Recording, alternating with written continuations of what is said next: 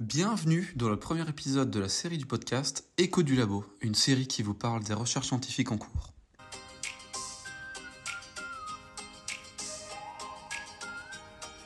Aujourd'hui, nous, étudiants en biologie, allons faire la rencontre de Marie, une chercheuse de l'expérimentarium de Dijon. C'est un regroupement de programmes de culture scientifique qui permet à Marie de présenter ses recherches à des classes et au grand public. Pour faire ça, nous sommes partis du bâtiment où nous avons toujours cours, le bâtiment Gabriel, pour nous rendre au bâtiment Mirande, là où se trouve le labo de Marie. Après 10 minutes de trajet sous la pluie, elle est venue nous chercher à l'entrée du bâtiment, parce que nous étions perdus. Oui, totalement. Pour notre défense, son laboratoire se situe au 3e étage de l'LC d'un bâtiment très mal indiqué. Marie est une jeune chercheuse d'environ 25 ans, pétillante et souriante, qui a beaucoup apprécié nous recevoir et nous faire découvrir son univers. Une fois avec elle, nous avons pu lui poser quelques questions et elle a commencé par son cursus. Tout d'abord, j'ai fait un master d'analyse en chimie et après je suis partie travailler dans l'analyse de l'air. Je suis partie faire une thèse sur Dijon pour travailler sur l'analyse de l'air et ce sujet portait bien sur l'analyse de l'air, sur le traitement de l'air. Nous avons pu avoir le droit à une visite de son labo. Son labo, à contrario des clichés, est constitué de plusieurs petites pièces loin d'un blanc immaculé. Il y a beaucoup de grosses machines avec des valves et des tuyaux partout. Il y fait très chaud, même en plein hiver, au point que la clim y est parfois allumée. Cette machine-là, elle me permet d'analyser l'air. Donc en fait, quand je vais brûler du bois, j'ai un dispositif à la sortie, je vais mettre un tube, je vais en fait envoyer un flux d'air plus le bois qui brûle et tout va être récolté dans ce tube que je vais analyser par la suite. Donc là, je vais le mettre dans cette machine. Le tube va être pris par cet appareillage, il va être chauffé et on va souffler en dessous pour extraire toutes les fumées, toutes les molécules qui ont été piégées dedans et envoyer à cette seconde partie. Cette seconde partie, à l'intérieur, il y a une sorte de circuit. En fait, tout au début, on va avoir toutes les molécules et elles vont être plus ou moins rapides comme des voitures. Et à la sortie, on a cette dernière partie qui va me permettre d'identifier les molécules.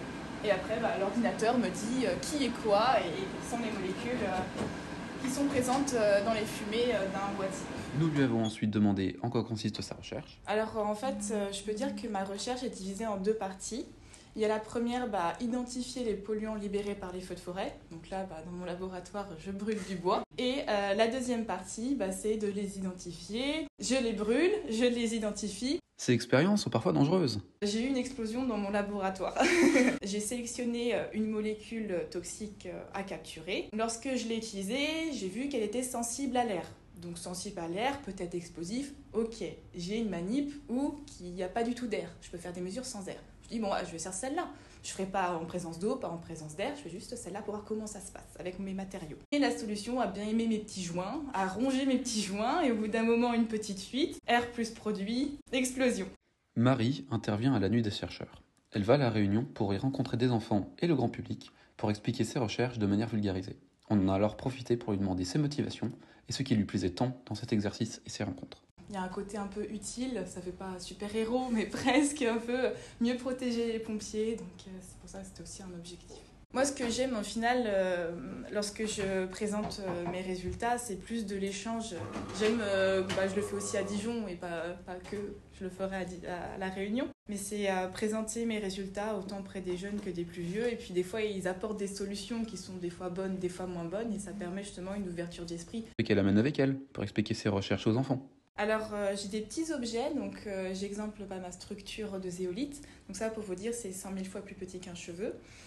J'ai mes petites molécules que j'essaye de capturer. Donc, pour les capturer, je vais les mettre à l'intérieur, en fait. On va envoyer un flux d'air, ça va se bloquer à l'intérieur. Et puis, si le pompier est là, il va respirer, la molécule sera bloquée et il ne la respirera pas. Je leur présente aussi un des masques qui peut être utilisé, comme celui-ci par exemple, où à l'intérieur, actuellement, il y a du charbon actif, ce qui est à l'intérieur là, et que moi, je leur dis, je veux remplacer par ma zéolite et la mettre dedans. Et ce qu'elle attendait de son voyage à La Réunion.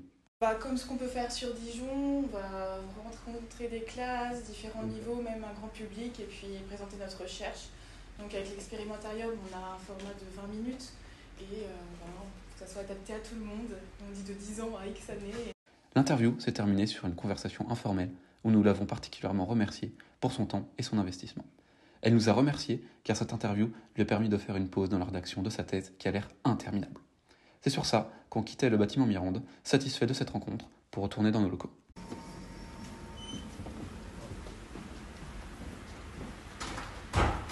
Dans le prochain épisode, vous pourrez découvrir Anaïs et ses recherches sur le cancer du poumon.